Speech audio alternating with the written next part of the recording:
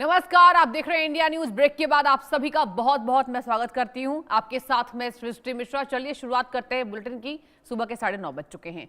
Howitzer की खासियत क्या है? होवित्जर की खासियत यह है कि चीन ने विकसित की है SH-15 होवित्जर तोप। जी हाँ, PCL 181 व्हील्ड शेल्फ प्रोपेल्ड का एक्सपोर्ट वर्जन है ये, जहां 6x6 बख्तरबंद शराक्सी ट्रक चेसिस पर आधारित है ये सिस्टम। ये देखिए पूरी सिस्टम की आप खासियत समझिए। सड़क पर 90 किलोमीटर प्रति घंटे की रफ्तार से चल सकते हैं। शूट एंड स्कूट क्षमता, फायरिंग के बाद तुरंत बदलती है अपनी लोकेशन। देखिए फायरिंग के बाद अपनी लोकेशन बदलने में सक्षम है। 155 mm बाय 52 कैलिबर की आधुनिक आर्टिलरी गन से ये लैस है। सामान्य गोला बारूद से 30 से 40 किलोमीटर तक सटीक अटैक करने में ये सक्षम है। आपको बता दें कि आखिर क्या खासियत है और आखिर क्यों पाकिस्तान में अभी डर का माहौल है। ऑपरेशन सिंदूर के बाद भारत पाकिस्तान सीमा पर सैन्य गतिविधियां एक बार फिर चर्चा के केंद्र में। दर्शकों, दरअसल पाकिस्तान को फिर से ऑपरेशन 2.0 का डर सता रहा है। आसिम मुनीर ने चीन से हासिल की गई 250 अत्याधुनिक SH-15 होवित्जर तोपों को भारत से लगी पश्चिमी सीमा पर यहां तैनात करना शुरू कर दिया है। भारत से लगी पश्चिमी सीमा पर, जी हां, ये 155 मिलीमीटर की truck mounted self propelled artillery system है, जिनकी सबसे बड़ी ताकत है इनकी लंबी मारक क्षमता और तेजी से स्थान बदलने की क्षमता इसमें मानी जाती है। अब सैन्य सूत्रों के मुताबिक इन तोपों की जो रेंज है विशेष गोला बारूद के साथ 72 किलोमीटर तक ये पहुंच सकती है, जिससे सीमा के नजदीकी मौजूद कई रणनीतिक क्षेत्रों पर नजर रखने और फायर पावर बढ़ाने की क्षमता मिलती है। बताया यह भी जा रहा है कि पाकिस्तान इन सिस्टम्स को उत्तर से दक्षिण तक विभिन्न संवेदनशील सेक्टर में तैनात कर रहा है। विशेषज्ञों का मानना है कि ये कदम ऑपरेशन सिंदूर के दौरान हुए नुकसान की भरपाई और अपनी आर्टिलरी ताकत को आधुनिक बनाने की रणनीति का हिस्सा ये पाकिस्तान का। जी हाँ, अब दूसरी ओर ये जो तैनाती है ये चीन और पाकिस्तान के बढ़ते रक्षा सहयोग की भी बड़ी तस्वीर पेश करती है, जहां आधुनिक हथियारों, संयुक्त सैन्य अभ्यासों और नेटवर्क आधारित युद्ध क्षमता पर लगातार काम हो रहा है।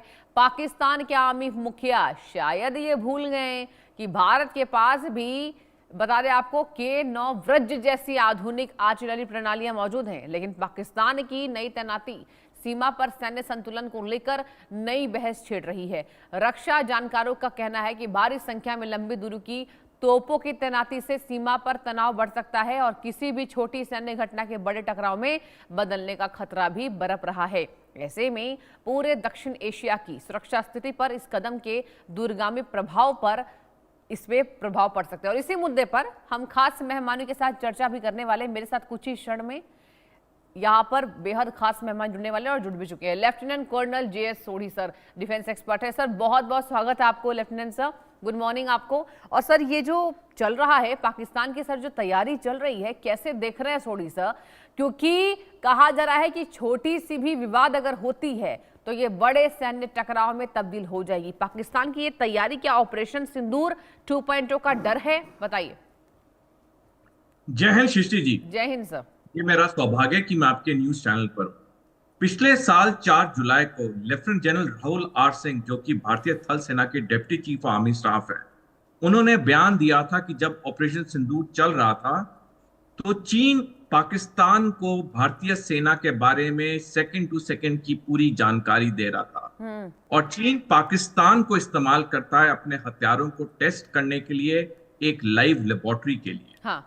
देखिए सृष्टि जी, अगले साल के अंत में चीन ने ताइवान पे हमला करना है जी। और उससे पहले वो एक बार अपने और आधुनिक हथियारों को पाकिस्तान में टेस्ट कराएगा, क्योंकि अगर हम अमेरिकी और चीनी हथियारों के बीच में कंपैरिजन करें तो अमेरिकी हथियार दुनिया के कई जंगों में इस्तेमाल होते हैं, लेकिन चीन के हथियार कहीं नहीं इस्तेमाल हो रहे थे, क्योंकि चीन ने किसी भी जंग में 1979 के वियतनाम युद्ध की हार के बाद किसी जंग में हिस्सा नहीं लिया। इसलिए लेकिन चीन को देखा कि पाकिस्तान को अगर वो हथियार सप्लाई करता है, पाकिस्तान और भारत की तो झड़प होती रहेगी, तो इस पूरे सिलसिले में चीन के हथियार टेस्ट होते रहेंगे। जी सर। 2000 से लेकर 2004 तक पाकिस्तान के पास सिर्फ 9% हथियार थे जो चीन से आते थे, लेकिन पिछले साल के अंत में पाकिस्तान के